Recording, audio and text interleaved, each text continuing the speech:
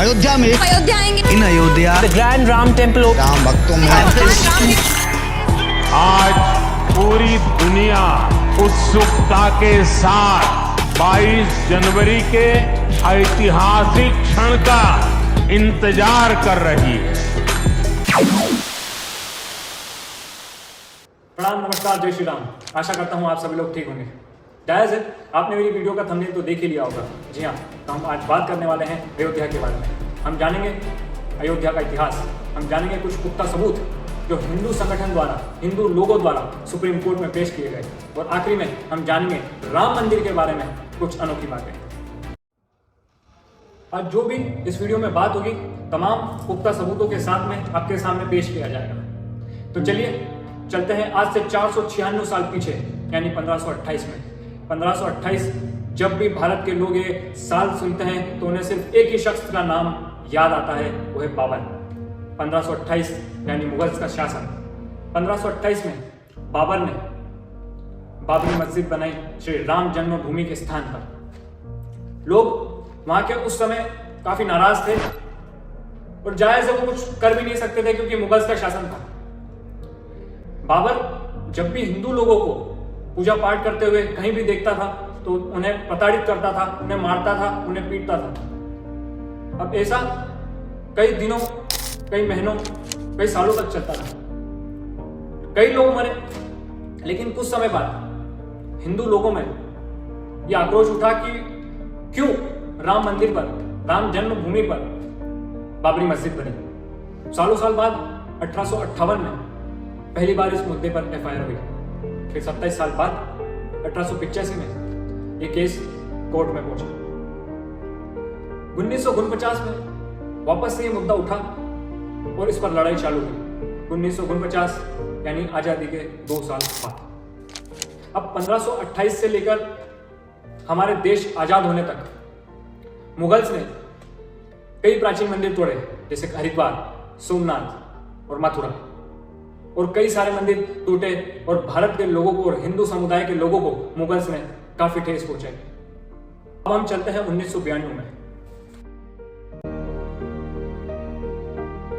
1992 6 दिसंबर, जिस दिन हिंदू समुदाय के लोगों ने बाबरी मस्जिद तोड़ दी और वहां पर भगवा लहरा दिया।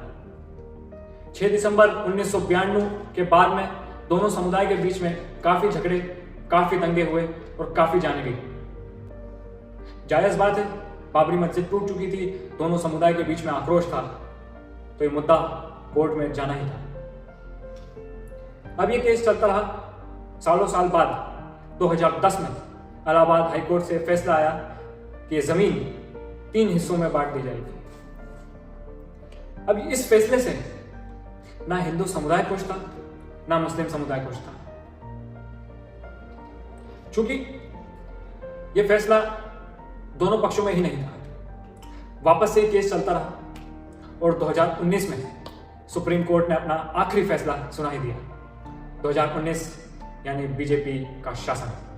आखिर कई जाने के बाद में, कई लोग मरने के बाद में, कई दंगे फसाद होने के बाद में यह फैसला आ ही गया। करीब करीब 500 साल बाद भारतीय लोगों को, हिंदू समुदाय के लोगों को, हिंदू संगठन को यह खुशी मिली।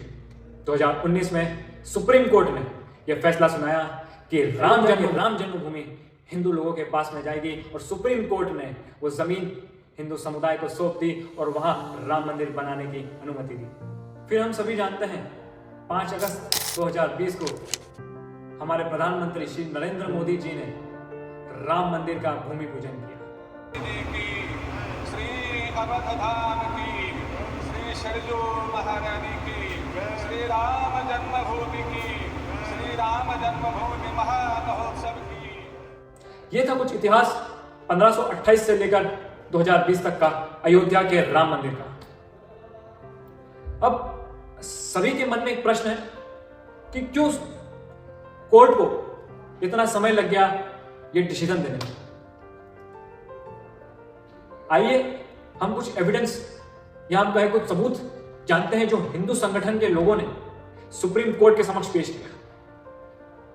पहला सबूत, जहांगीर के शासनकाल में भारत की यात्रा करने वाले ईस्ट इंडिया कंपनी में एक बिजनेसमैन रहे विलियम फिंच। 1608 से लेकर 1611 तक वो भारत में रहे और उन्होंने भारत की यात्रा की। उन्होंने अपनी डायरी में बहुत कुछ लिखा। वो अपनी डायरी में लिखते हैं, अयोध्या राम किला, जो अभी राम मंदिर के नाम से जाना जाता है, उन्होंने अपनी डायरी में लिखा कि उस समय भी लोग यानी हिंदू लोग राम मंदिर की पूजा और अर्चना करते थे। यह था पहला एविडेंस। अब हम बात करते हैं दूसरे एविडेंस की।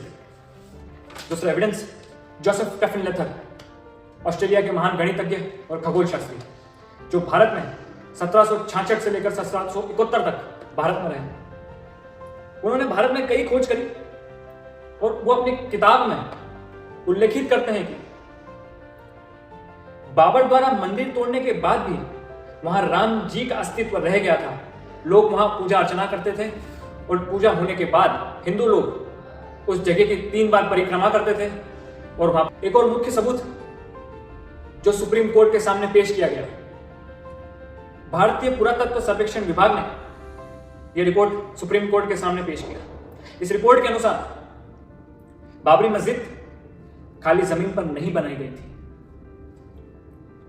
इस रिपोर्ट के मुताबिक बाबरी मस्जिद राम मंदिर को तोड़कर बनाई गई थी। और ऐसा मैं नहीं कह रहा, सबूत कह रहा है। सबूत में यह भी बताया गया है कि जब बाबरी मस्जिद बनी, और आज भी आप जाके देख सकते हैं, वहां पर राम मंदिर के 1.4 मीटर के बड़े बड़े आकृति वाले खंभे वहां पर रखे गए, कई रंगीन फर्शें और कई अत्यधिक सबूत वहां पर राम मंदिर के होने के अभी भी वहां पर रखे गए हैं। यह सुप्रीम कोर्ट को हिंदू संगठन या भारतीय सर्वेक्षण विभाग ने सुप्रीम कोर्ट में पेश किया।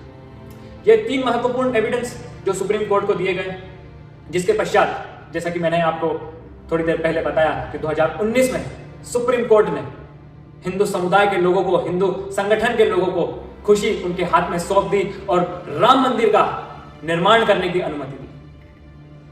तो ये थे कुछ महत्वपूर्ण एविडेंस जो सुप्रीम कोर्ट के समक्ष रखे गए। अब आप सभी भली भांति जानते हैं कि 22 जनवरी 2024 को श्री नरेंद्र मोदी जी राम मंदिर का इनॉग्रेशन करने वाले हैं। आप सभी को राम मंदिर बनने की बहुत बहुत बहुत बहुत शुभकामनाएं। अब राम मंदिर की एक अनोखी बात जो आप सभी के मन में भी सवाल होंगे, प्रश्न होगा कि क्यों, वो सवाल ये है कि राम मंदिर में सरियों का इस्तेमाल क्यों नहीं किया गया? राम मंदिर बनाने में सरिये क्यों नहीं लगाए गए? पूरा राम मंदिर सिर्फ पत्थरों के ब्लॉक से बनाया गया है, उसमें कोई भी सरिया यूज नहीं किया गया। क्यों? राम मंदिर को हजारों सालों तक जीवित रखने के लिए, ताकि एक खरोच भी राम मंदिर को ना आए, इसलिए बीजेपी गवर्नमेंट ने सरियों का एक टुकड़ा भी इस्तेमाल नहीं किया। कुछ पत्थरों के ब्लॉक से पूरा राम मंदिर बनाया गया है। आशा करता हूं आप सभी को ये वीडियो पसंद आया होगा। हाँ, और एक बात, हमने इस वीडियो में सारे महत्वपूर्ण मुद्दों पर ही बात करी है। 1500 से लेकर कोर्ट तक बहुत से मुद्दे उठे, बहुत सी लड़ाई हुई, बहुत से दंगे हुए। हमने इस वीडियो में जो महत्वपूर्ण चीजें थी, महत्वपूर्ण साल थे, उन पर बातचीत करी है। अगर आप लोगों को एविडेंस चाहिए श्री राम मंदिर का कि भाई क्या सुप्रीम कोर्ट के सामने रखा गया, तो मैं कमेंट बॉक्स में डाल दूंगा। एक बार फिर 22 जनवरी राम मंदिर बनने पर मेरे सारे हिंदू दोस्तों को, हिंदू भाइयों को, हिंदू बहनों को बहुत बहुत बहुत बहुत शुभकामनाएं। जय हिंद, जय भारत। एक बार फिर जय श्री राम।